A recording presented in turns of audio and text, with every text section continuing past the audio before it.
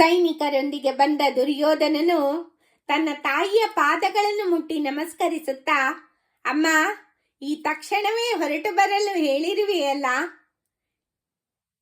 ಯಾಕೆ ನನ್ನನ್ನು ಬರ ಹೇಳಿದೆ ಎಂದು ದುರ್ಯೋಧನನು ಕೇಳಿದಾಗ ಮಹಾರಾಣಿ ಗಾಂಧಾರಿಯು, ಮಗನೇ, ನಾನು ಗಜಗೌರಿ ವ್ರತವನ್ನು ಮಾಡಬೇಕೆಂದುಕೊಂಡಿದ್ದೇನೆ.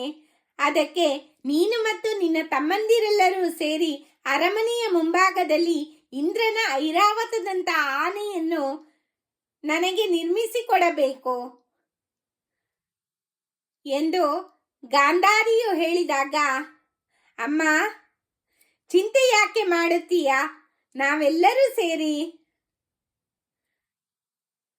ಇಂದ್ರನ ಐರಾವತದಂತ ಆನೆಯನ್ನು ಅರಮನೆಯ ಮುಂಭಾಗದಲ್ಲಿ ನಿರ್ಮಿಸಿಕೊಡುತ್ತೇವೆ ಎಂದು ದುರ್ಯೋಧನನು ನುಡಿದನು.